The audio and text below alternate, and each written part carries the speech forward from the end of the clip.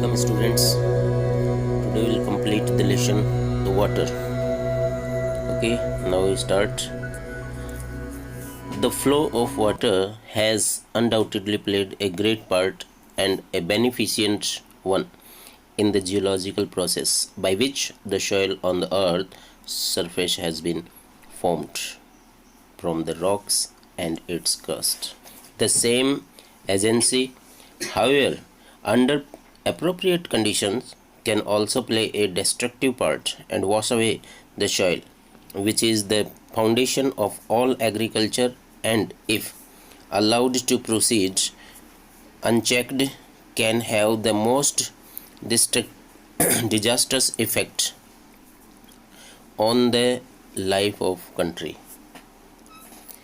सो जो flow of water है उसके लिए बताया गया है इसमें, क्योंकि पहले आपने पढ़ा है कि वाटर क्या है, उसका इम्पोर्टेंस क्या है, और जिसको हम एलिजियम मानते हैं वो और कुछ नहीं बल्कि पानी ही है।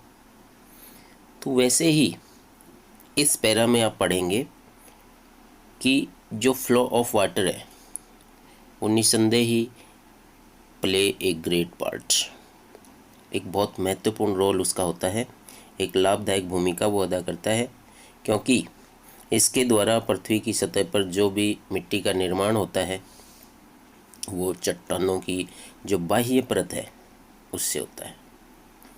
यह एक बहुत ही शक्ति और उचित परिस्थितियों में एक विनाशकारी भूमिका भी अदा कर सकती है, क्योंकि पानी उस मिट्टी को बहाकर ले जाता है, और वो जो मिट्टी होती है जो पानी के साथ बह जाती है वो एक तरीके से कृषि की नींव होती है।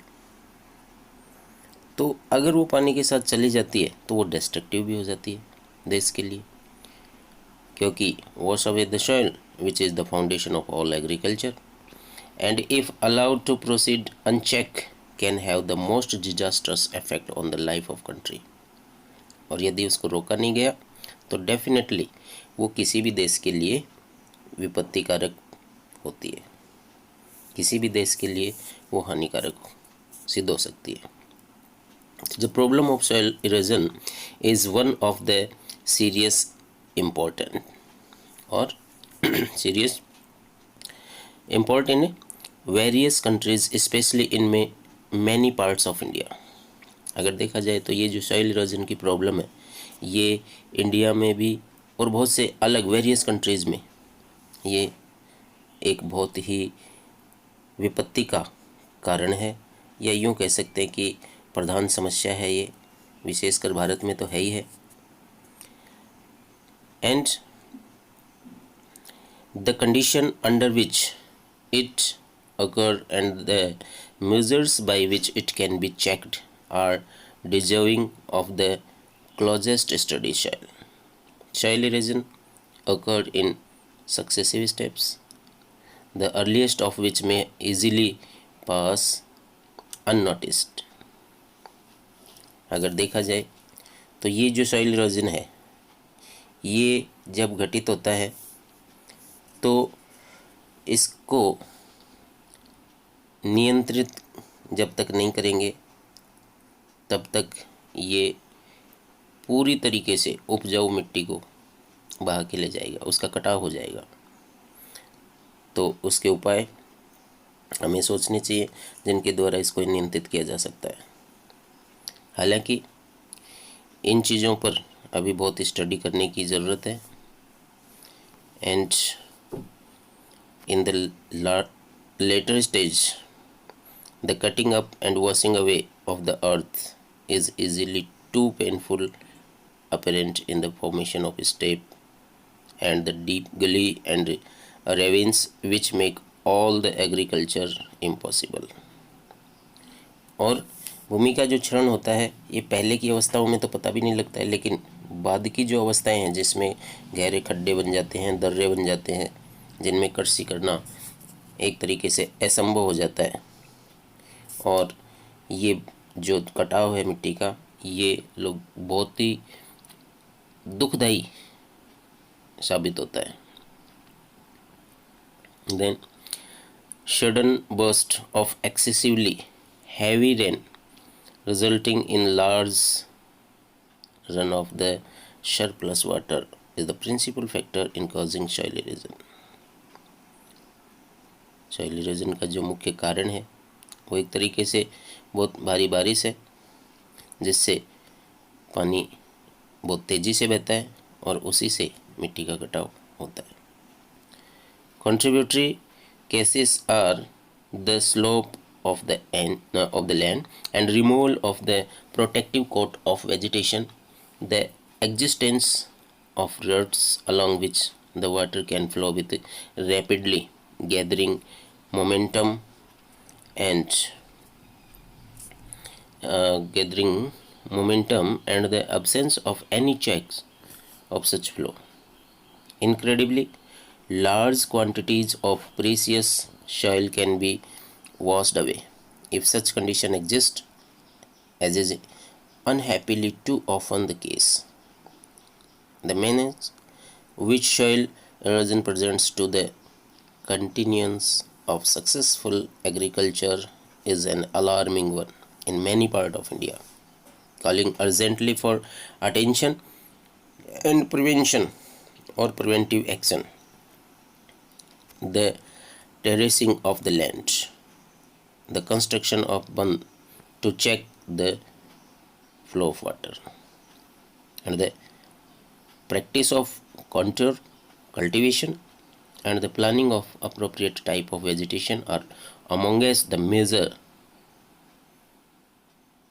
that have been suggested. It is obvious that the aim should be to check the flow of water at the earliest possible stage before it has acquired any appreciable momentum and corresponding large destructive power। तो जिस तरीके से भूमि का क्षरण होता है उसको रोकने के लिए बहुत से उपाय इसमें सुझाए गए हैं। जैसा कि इसमें बताया गया है कि भूमि का जो ढलान और वनस्पति की जो प्रकृति रक्षात्मक जो परत एक तरीके से उसका ऊपरी भाग जो होता है उसका जो पृथक्करण हो जाता है पानी के कारण, और भी बहुत सी जो लीकों का अस्तित्व जिसके सहारे जल तेजी से संवेग करके एकत्रित करके मिट्टी को बहा कर ले जा सकता है, ऐसे प्रवाह को नियंत्रित करना जरूरी है।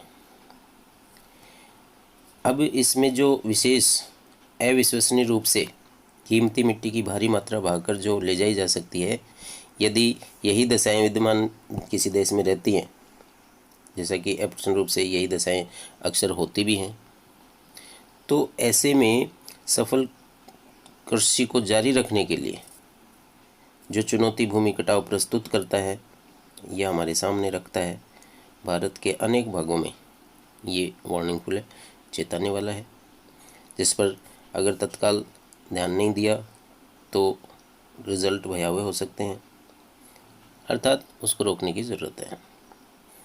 जिसमें भूमि को सीढ़ीदार बनाना, सीढ़ीदार जो भूमि बना करके खेती करना, जल के प्रवाह को नियंत्रित करने के लिए बांध बनाना, समुच्चय खेती का अभ्यास करना और या उस खेती का प्रयोग करना, और भी उपयुक्त प्रकार की जो वनस्पतियों का रोपण आदि इसके उपाय हैं जो कि इसमें सजेस्टेड किए गए हैं।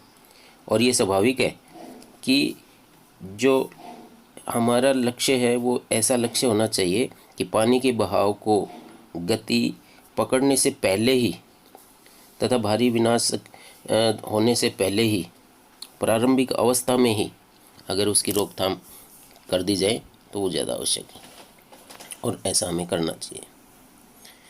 Water is basis of life means पानी ही एक तरीके से समस्त जीवन का आधार है। Every animal and every plant contains a substantial proportion of free or combined water in its body, and no kind of physiological activity is possible in which the fluid does not play an essential part। क्योंकि प्रत्येक जीव या प्रत्येक पौधा अपने शरीर में पानी की मात्रा रखता है। एक बहुत बड़ा भाग शरीर में जल का होता है और जल के बिना कोई भी शारीरिक गतिविधि संभव नहीं है।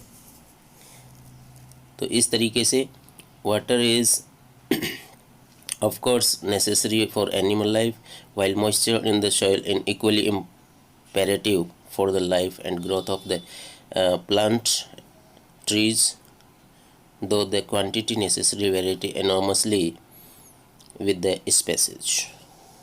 तो इस तरीके से निसंदेह रूप से जल जीवन के लिए बहुत ही इम्पोर्टेंट है, जबकि मिट्टी में नमी बनाए रखने के लिए, वृक्षों के जीवन और अभिवृद्धि के लिए समान रूप से जल अनिवार्य है।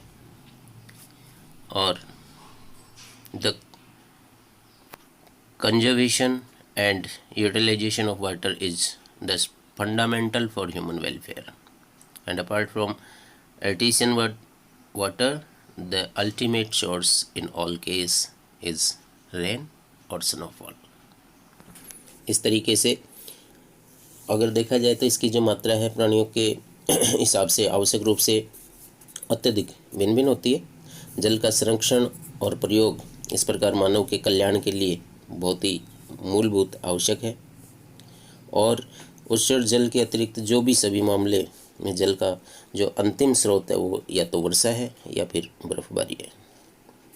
तो इस तरीके से ये समझ सकते हैं।